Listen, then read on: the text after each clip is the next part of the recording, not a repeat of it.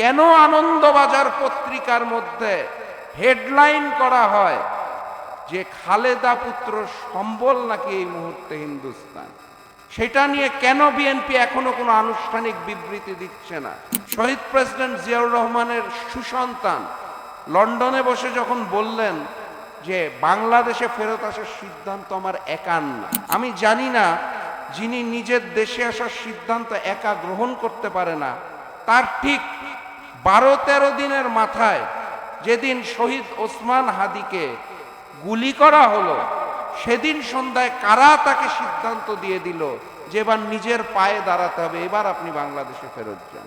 ফ্যাসিবাদের পদধ্বনি এখন বলতে গেলে প্রথমে বলতে হবে যেই ফ্যাসিবাদটা ছিল, যারা দিল্লি পালিয়ে গেছে, সেই ফ্যাসিস্ট শেখ হাসিনার নেতৃত্বে আওয়ামী লীগ যেভাবে নতুন করে আবার ফ্যাসিবাদের পদধ্বনি দিচ্ছে, সেটা নিয়ে বলতে হবে।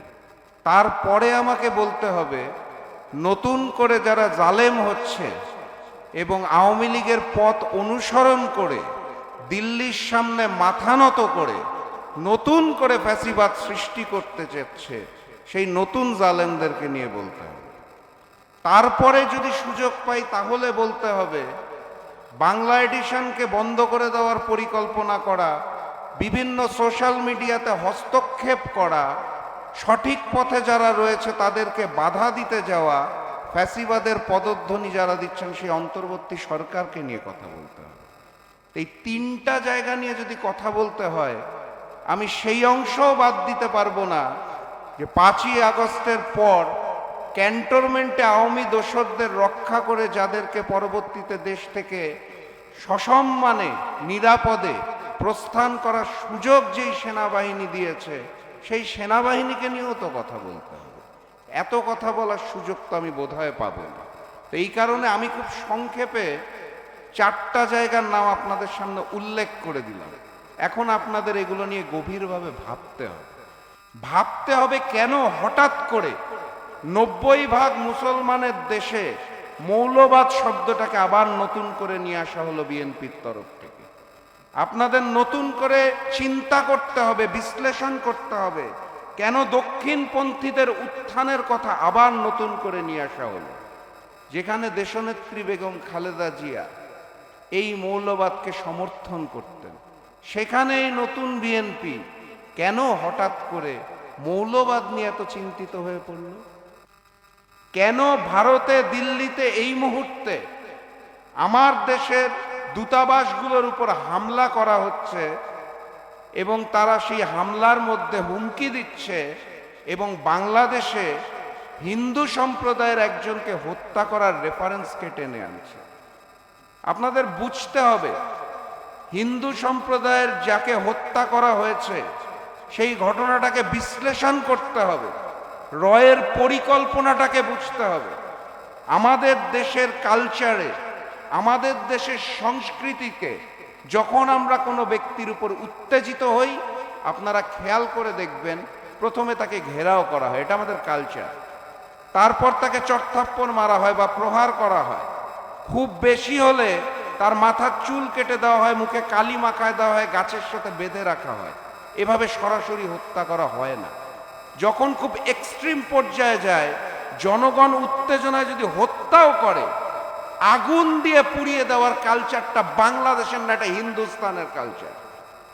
হিন্দুস্তান যখন পরিকল্পনা করে যে একটা দেশকে, একটা রাষ্ট্রকে নতুন করে জঙ্গি তকমা দিতে হবে, নতুন করে রাষ্ট্রটাকে জঙ্গির জুজুবুরির ভয় দেখাতে হবে, বহির্বিশ্বের সামনে আবার তুলে ধরতে হবে যে ইসলামপন্থীরা একত্রিত হয়ে রাষ্ট্রকে জঙ্গি বানাচ্ছে, অতএব দেশটাকে শেখ হাসিনা না থাকলে নতুন জালিমদের হাতে তুলে দাও, দেশটাকে জঙ্গি হিসাবে পরিচয় করিয়ে দাও, তখন এই ধরনের নাটক সাজানো।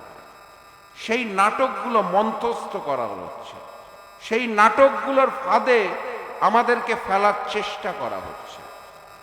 আমি জানি না, আমার কথা শুনলে অনেকেই রাগ করে।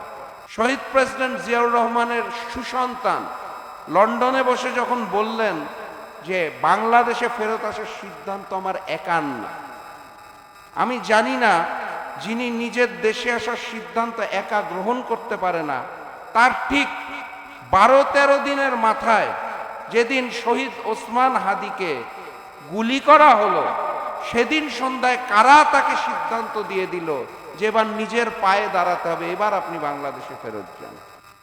আমি শহীদ প্রেসিডেন্ট জিয়াউর রহমানের সন্তান আগামীকাল দেশে আসবে, তাকে স্বাগত জানাই। বাংলাদেশের রাজনীতিতে নতুন করে তাকে সুস্বাগত জানাই। কিন্তু আমি আসলে জানতে চাই যে তারা কারা যারা তারেক রহমানের সিদ্ধান্ত গ্রহণ করে। কেন আনন্দবাজার পত্রিকার মধ্যে হেডলাইন করা হয় যে খালেদা পুত্র সম্বল নাকি এই মুহূর্তে হিন্দুস্তান? সেটা নিয়ে কেন বিএনপি এখনো কোনো আনুষ্ঠানিক বিবৃতি দিচ্ছে না?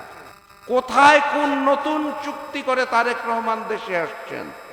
কোন জঙ্গিবাদকে নতুন করে প্রচার প্রচারণার মাধ্যমে আগামী নির্বাচনকে বিতর্কিত করার চেষ্টা করা হচ্ছে? এই উত্তরগুলা জনগণের জানার অধিকার আছে।